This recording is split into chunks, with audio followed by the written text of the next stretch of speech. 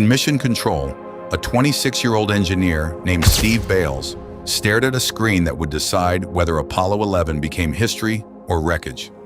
Above him, 400,000 kilometers away, two men were flying a spacecraft no human being had ever landed, over a field of boulders the size of cars, with alarms shrieking in their ears and a computer that seemed to be failing at the worst possible moment. Nobody in that room breathed. Nobody on Earth knew how close this was about to come to disaster. This is the story of how 12 years of fear, ambition, and impossible engineering came down to a few hundred feet of empty air, and a decision that had to be made in seconds.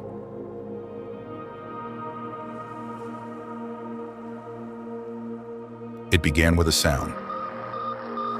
On the night of October 4th, 1957, radio operators around the world picked up a steady electronic pulse coming from the sky.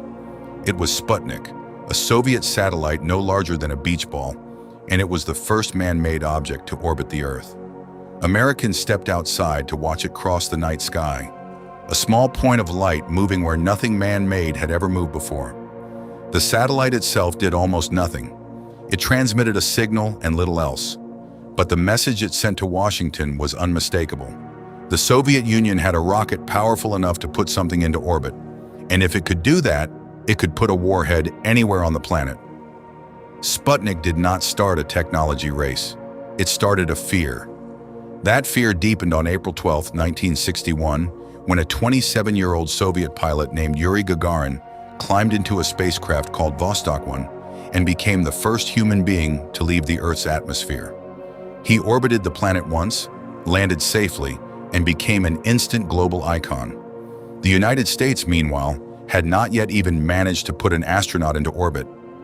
American confidence, built on decades of industrial and military dominance, had taken a direct hit. The Soviets were not just ahead, they looked unbeatable.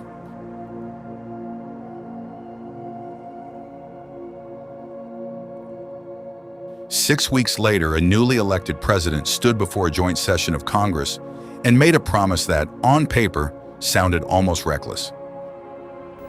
But if I were to say, my fellow citizens, that we shall send to the moon 240,000 miles John away F. Kennedy told the nation that the United States would land a man on the moon and return him safely to Earth before the decade was out. Tall, capable of standing heat and stresses several times more than have ever been experienced, carrying all the equipment needed for propulsion, guidance, control, communications, food, and survival, on an untried mission to an unknown celestial body, and then return it safely to Earth, re-entering the atmosphere at speeds of over 25,000 miles per hour, causing heat about half that on the temperature of the sun, almost as hot as it is here today, and do all this, and do all this, and do it right, and do it first before this decade is out. Then we must. At the time, America had accumulated a grand total of 15 minutes of human spaceflight experience. Nobody in the room fully understood what it would take to make that sentence true. There was no rocket built for it.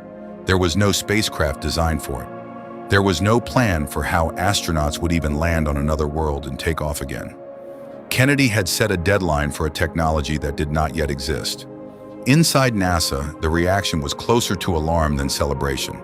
Engineers who had barely gotten a single astronaut into orbit were now being asked to design a vehicle capable of traveling 250,000 miles, landing on an alien surface with no atmosphere, and then launching itself back into space to rendezvous with a mothership.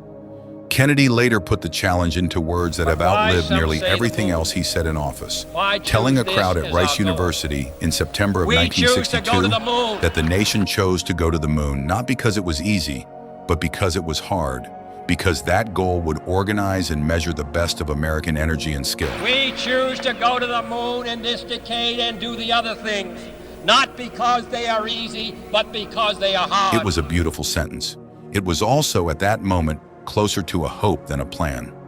What followed was one of the largest peacetime engineering efforts in human history.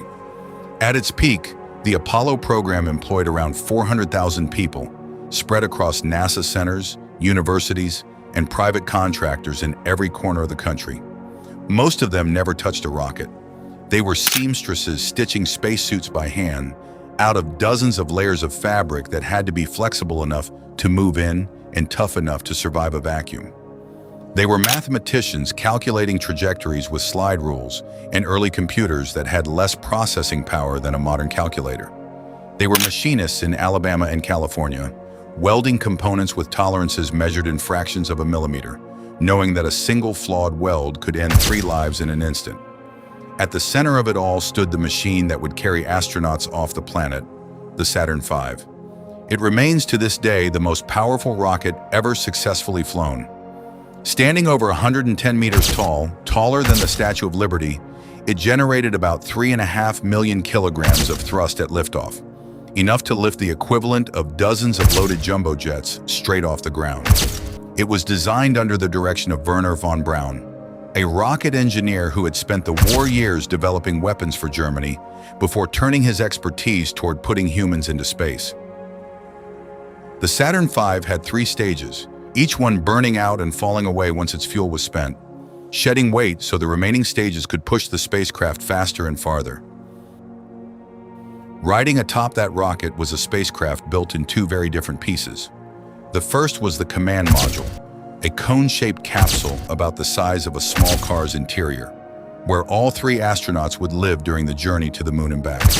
It was cramped, Spartan, and packed with switches and dials, built by North American Aviation to survive the brutal heat of re-entry into Earth's atmosphere.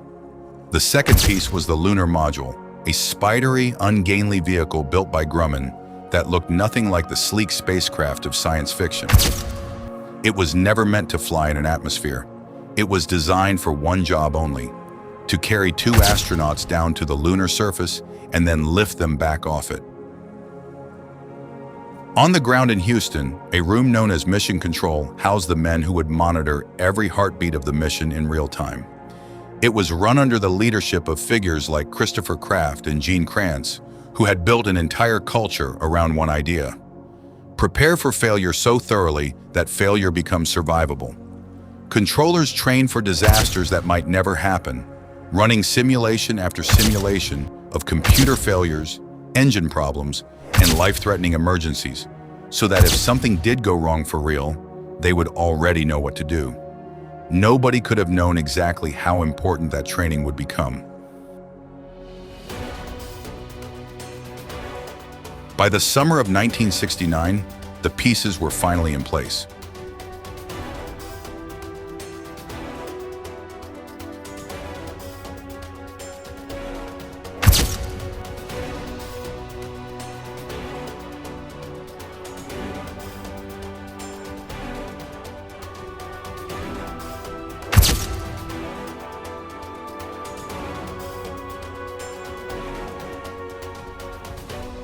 On July 16th at 9:32 in the morning, the Saturn V ignited on the launch pad at Kennedy Space Center in Florida.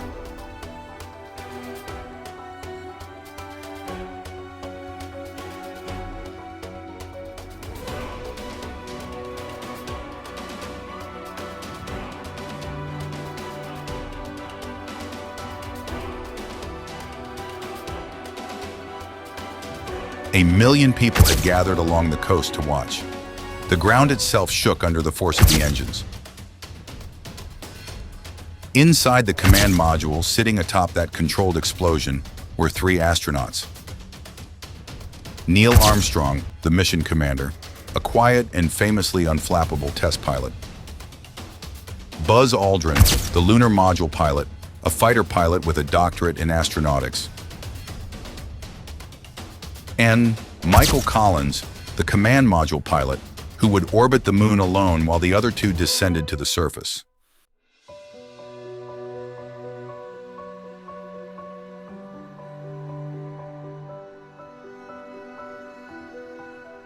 Within 12 minutes, they were in Earth orbit. A few hours later, a single engine burn sent them out of Earth's gravity entirely, on a 3-day coast toward the moon. For 3 days, the crew drifted through the vacuum of space, running checklists, sleeping in shifts, watching the Earth shrink behind them until it was small enough to cover with a thumb. On July 19th, they fired their engine again, this time to slow down and let the moon's gravity capture them into orbit. And on the morning of July 20th, Armstrong and Aldrin climbed through a narrow tunnel into the lunar module, sealed the hatch behind them, and separated from Collins and the command module.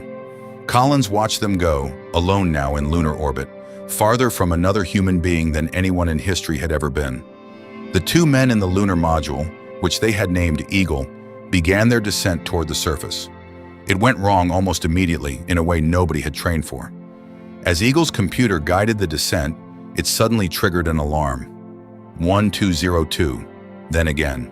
Neither astronaut had ever seen that specific code before, and for a few seconds, nobody in mission control was certain whether it meant the computer was failing or whether the entire landing needed to be aborted. It fell to Steve Bales, a young guidance officer, barely out of his 20s, to make the call. He and his backroom team recognized the alarm for what it actually was. The computer was being overloaded with more tasks than it could process in real time, but it was still prioritizing correctly and still guiding the spacecraft. Bales gave the call to continue. Altitude 4200. Houston, you're a go for landing, over. Roger, understand, go for landing, 3,000 feet. Stop alarm. Then came the second problem, and this one had no code to explain it. As Armstrong looked out the window, he realized the computer was steering them directly toward a crater ringed with boulders, some the size of small cars, in a landing zone that offered no safe place to set down. He took manual control of the spacecraft, flying it by hand, skimming it forward over the boulder field while searching for open, flat ground.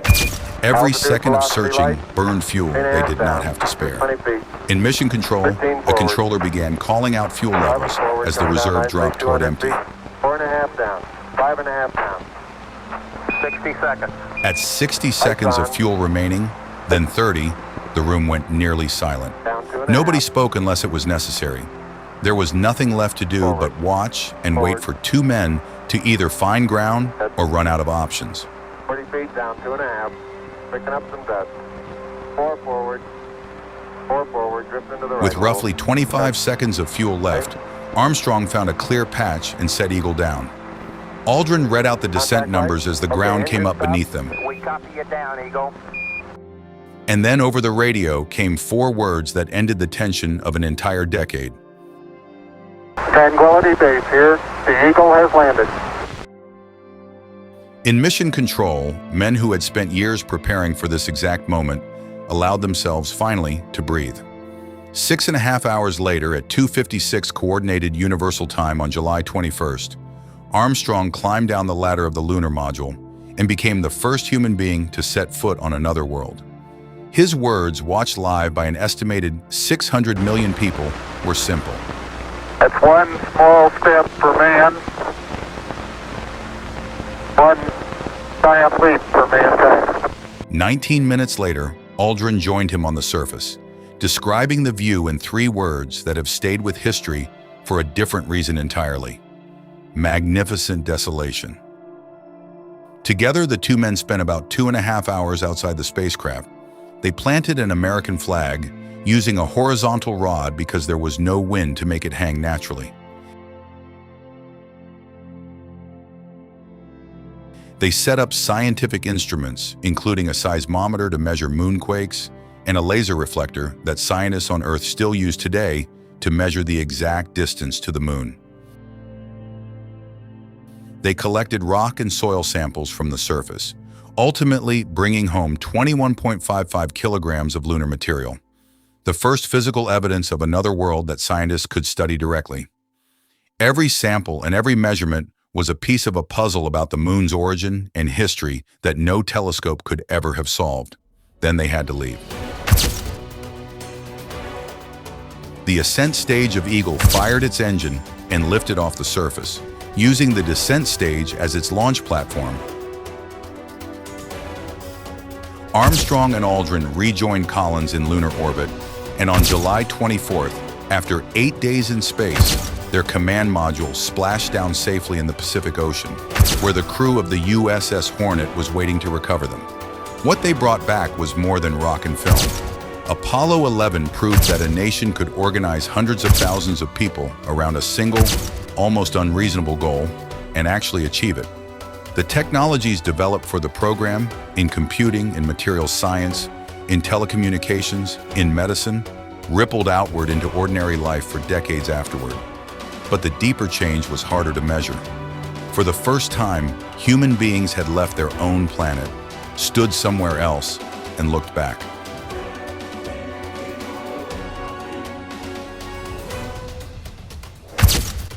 The Earth appeared in their photographs as a small, fragile blue world hanging in an ocean of black, with no visible borders and no sign of the divisions that had driven the entire race to get there.